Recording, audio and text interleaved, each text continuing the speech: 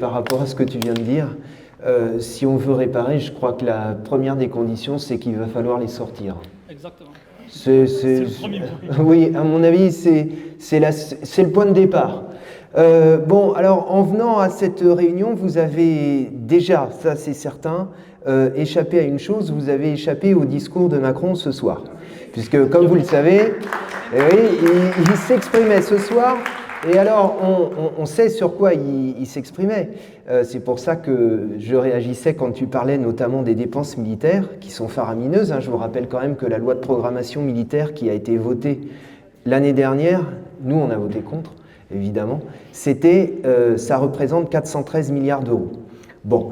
Donc ce soir, moi je ne sais pas ce qu'il a raconté, on verra ça plus tard.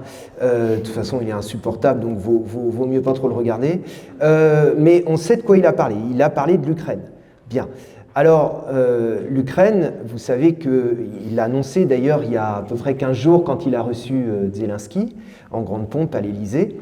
Il a annoncé que pour les besoins de la guerre en Ukraine, en moins de temps qu'il n'en faut pour le dire, il débloquait 3 milliards supplémentaires pour encore plus de livraison d'armes, etc., etc. Alors, vous l'avez certainement vu, comme ça vous donne une idée de notre point de vue sur la question. Vous avez vu qu'à l'Assemblée nationale, c'était mardi, je crois, le texte est arrivé, enfin le texte. Un truc est arrivé, le faux débat est arrivé, oui, parce qu'on n'a pas notre mot à dire en réalité là-dessus, est arrivé à l'Assemblée et avec le PC, on a été le seul, et moi je suis très content d'appartenir à un groupe qui est le seul groupe qui a voté contre l'accord que Macron prétend nous imposer. Bon, il faut dire que ce monsieur aime la guerre, puisque j'attire quand même votre attention sur le fait que depuis maintenant près de 5 mois, alors qu'un génocide est en cours à Gaza, il laisse faire. Et non seulement il laisse faire, mais on continue, je le signale, mais vous le savez, la France continue à vendre des armes et des munitions à l'État d'Israël, qui en ce moment massacre la population civile à Gaza. Donc, je l'ai dit, 3 milliards de plus pour l'Ukraine, mais au même moment, Bruno Le Maire, lui, il annonce 10 milliards en moins dans le budget, dans les conditions que tu as évoquées. Et l'an prochain, c'est plus de 2 fois plus. Alors, tu as cité les conséquences. Moi, j'ai regardé également, je ne sais pas si vous avez vu ça, il y a un site qui s'appelle Nos Services Publics, qui fait des trucs très bons et qui est très pédagogique. Oui, absolument. Et dans le petit tableau en question, là, justement, que j'ai chopé sur Twitter, moi, ils expliquent ce que représentent les 690 millions en moins pour l'école, par exemple, puisque les 10 milliards en moins annoncés par le maire, pour l'école, ça se traduit par 690 millions tout de suite en moins pour le budget de l'école. Ça équivaut à supprimer 436 écoles primaires. Ça équivaut à supprimer, en plus de ça, 54 collèges, et l'accompagnement pour 14 000 enfants handicapés. Voilà, ça c'est très concret. Et de la même manière, les 310 millions qui sont supprimés pour l'insertion, la solidarité, l'égalité des chances, ça représente 160 € en moins par an pour chaque bénéficiaire de l'allocation adulte handicapé. Bon, donc voilà, ça c'est la réalité de leur politique. Alors, à la rentrée, c'est bien connu, il y a trop de profs dans ce pays, de la même manière qu'à l'hosto, il y a trop d'infirmières, il y a trop de médecins, etc. Tout ça est évidemment bien connu. Eh bien, les 692 millions en moins au budget de l'école, ça représente 4000 postes d'enseignants et 5500 postes d'AESH qui sont purement et simplement supprimés. Bon, je ne développe pas plus sur les conséquences parce que de toute façon, tout ce qui a été dit jusque-là est une illustration accablante de ce à quoi conduit leur politique. Vous avez peut-être vu que ce matin, Gabriel Attal, qui en réalité ne pense rien, sinon qu'il faut qu'il y aille et il est guidé par l'opportunité politique du moment et puis surtout parce que Macron lui dicte. Bon. Attal a dit les groupes de niveau, et vous savez que chez les enseignants, les groupes de niveau, c'est la mesure importante qu'il veut imposer à la rentrée prochaine. Les groupes de niveau, chez les enseignants, ça ne passe pas du tout. et à juste titre. Eh bien, il a dit les groupes de niveau, pourtant il sait pertinemment que la profession dans son ensemble est vent debout contre ça, mais il n'y a pas que la profession, en ce moment il y a une grève massive des profs dans mon département, dans le département de la Seine-Saint-Denis, le soutien des parents est impressionnant, et les parents, les groupes de niveau, ils n'en veulent pas. Et à juste titre, eh bien, Attal répond, les groupes de niveau, on va les faire. Et le choc des savoirs, on va le faire. Vous n'en voulez pas, mais peu importe, on va le faire. Vous me direz, on a l'habitude, puisque rien qu'entre septembre et décembre dernier, on a eu combien de 49.3 23. Ah oui, bon, bah voilà. Ouais, bah, tiens, bravo. Bon, je ne vais pas vous faire, moi, un exposé sur les groupes de niveau, mais pour bien comprendre quelle est la logique de tout ça, parce qu'il y a une logique. En réalité, ces gens-là, malheureusement pour nous d'ailleurs, hein, ils ont un programme pour l'école, ils ont un programme d'ensemble, mais ils ont un programme pour l'école, ils ont un projet qui date pas d'aujourd'hui d'ailleurs, mais qui s'évertue à mettre en œuvre. Quand Macron arrive au pouvoir, l'une des premières choses qu'il met en place, donc en 2017, c'est Parcoursup.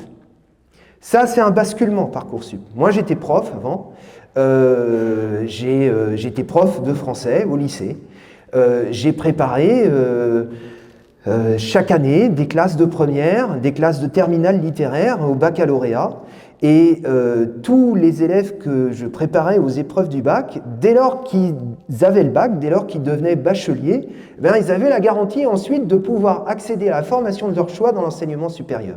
Ça, c'est terminé. Ils ont mis fin à ce qui est une conquête démocratique majeure, la possibilité, le droit tout simplement, parce qu'on est bachelier, d'accéder à la formation de son choix dans l'enseignement supérieur. Dans le même temps, ils ont remis en cause, ça va avec bien évidemment, le baccalauréat national, mais je ne reprends pas l'explication, je viens de la donner.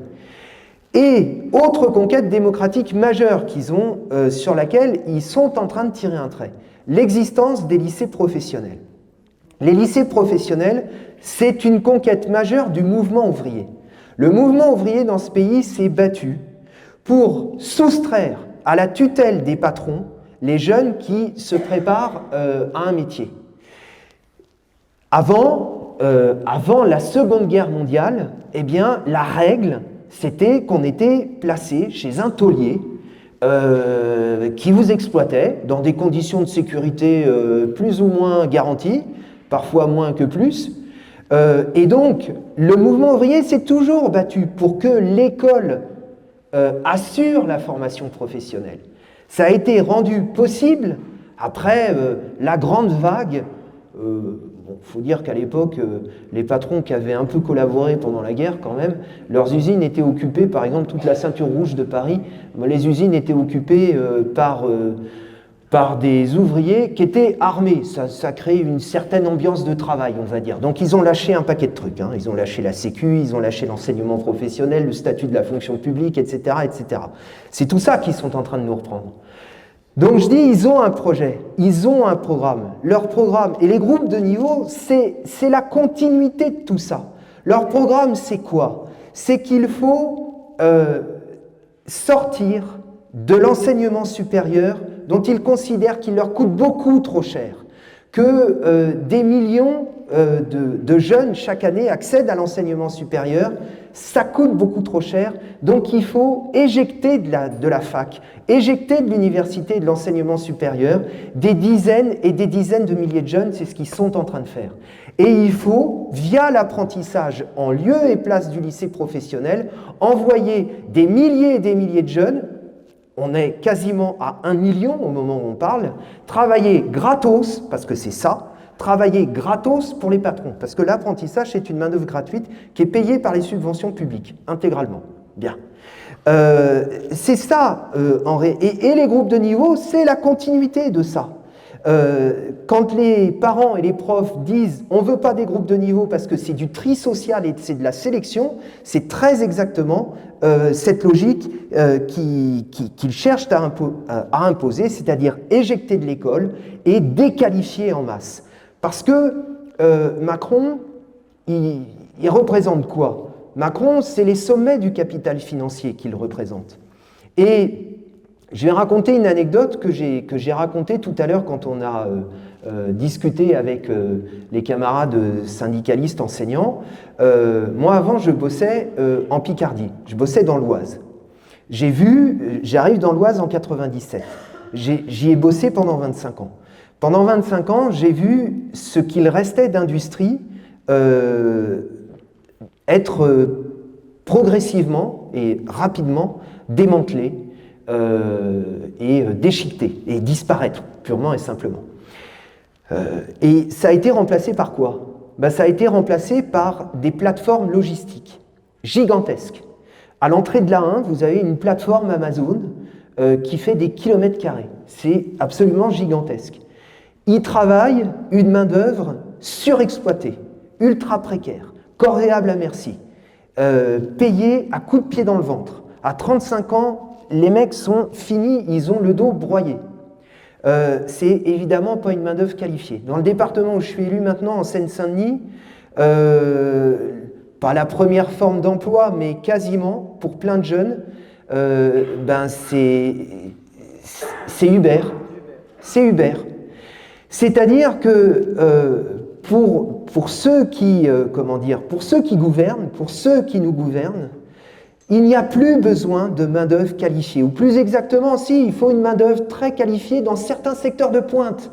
Mais pour le reste, il n'y a plus besoin de main-d'œuvre qualifiée. Alors vous comprenez bien que l'école, telle qu'elle a été construite dans ce pays, comme produit de la lutte de classe, comme produit de la lutte de la classe ouvrière, du mouvement ouvrier pour arracher des qualifications, des diplômes, etc., ça, c'est dépassé. Il faut le détruire. Et c'est ça qu'ils sont en train de faire. C'est pour ça que je dis, ces gens-là, malheureusement pour nous, ont une boussole. Ils ont un programme, ils ont un projet.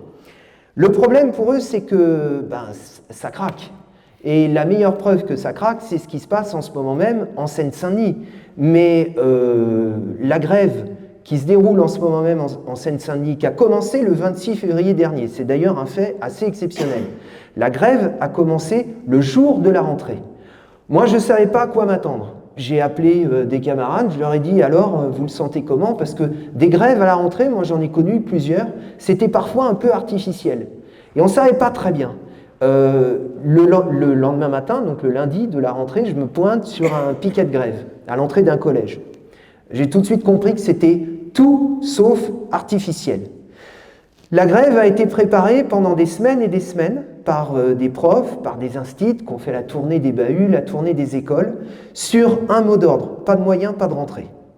Ils n'ont pas eu les moyens, ils n'ont pas fait la rentrée. Et depuis, ils ne sont pas retournés. Ils alternent grève, collège mort, école occupée par les parents, etc., etc. Et aujourd'hui, à Bobigny, la manifestation était d'une ampleur telle qu'on ne l'avait pas vue depuis...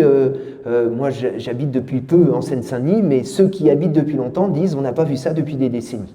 On n'avait pas vu ça depuis le grand mouvement de 98 qui avait arraché quand même 5000 postes. Bon, donc ça craque. Mais je parle du 93, mais tout ce qu'on vient de dire là montre une chose. Et l'échange qu'on a eu avec les enseignants cet après-midi montre une chose. C'est que ce que je vous raconte, c'est le 93, mais la question qui est posée dans le 93, elle est posée partout.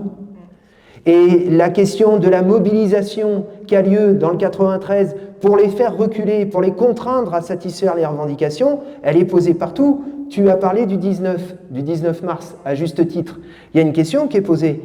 On est malheureusement bien placé pour savoir qu'une journée, par les temps qui courent, ça ne suffit pas. Moi, j'ai vu passer un certain nombre d'appels parce que la Seine-Saint-Denis, ils sont rentrés, la rentrée a eu lieu le 26 février, mais il y a des zones qui viennent juste de reprendre. Et je vois circuler des appels intersyndicaux, des appels d'assemblée générale un peu partout qui disent grève à partir du 19. Je pense qu'ils ont raison.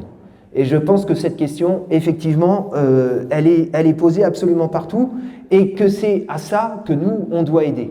Alors, moi, je termine juste sur deux choses.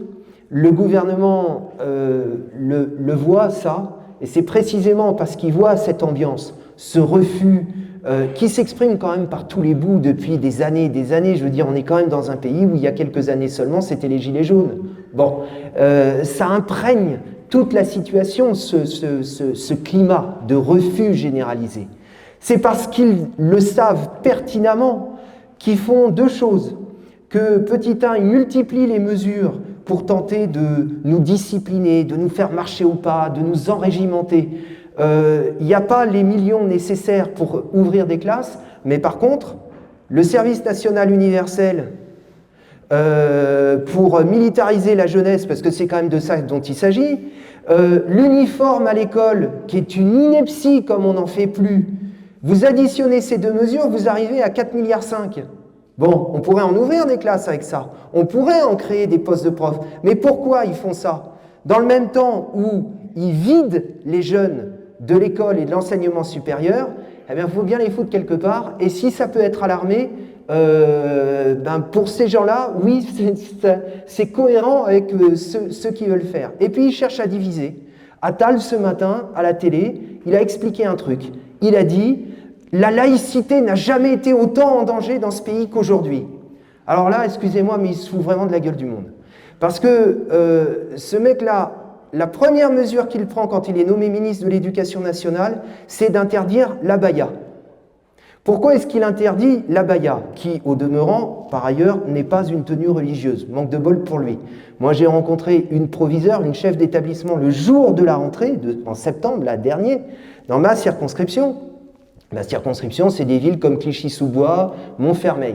Il y a beaucoup de jeunes filles, de jeunes gens de confession musulmane. Bien. La proviseure applique les circulaires qui lui viennent du ministère, toutes plus débiles les unes que les autres. Elle se pointe à la grille et elle me dit « Monsieur le député, je vais vous raconter à quoi j'ai passé ma matinée. J'ai passé ma matinée à dévisager les jeunes filles qui rentraient à l'école, qui rentraient dans mon lycée, pour savoir si ce qu'elles portaient, c'était une abaya ou une robe longue. » Elle me dit « Franchement, vous ne croyez pas que j'ai mieux à faire ?» Eh ben voilà. Mais pourquoi est-ce qu'ils ont fait ça? Attal, il en a rien à cirer de l'abaya, fondamentalement. Mais rien. Par contre, diviser sur des bases communautaires, pourries, pour alimenter le pire, pour attiser les pires divisions, pour nous dresser les uns contre les autres, parce que quand on veut régner, surtout dans une situation comme celle qu'on connaît aujourd'hui, mieux vaut diviser. Eh bien, on fait ça. Je disais tout à l'heure, génocide à Gaza. On appartient, et j'en suis très fier, à un mouvement qui, depuis le 7 octobre, met en avant l'exigence de cesser le feu. De quoi on se fait traiter tous les jours? D'antisémites. C'est tellement ignoble et c'est tellement mensonger et dégueulasse que je juge même pas nécessaire de répondre à une accusation de ce type. Voilà où ils en sont rendus.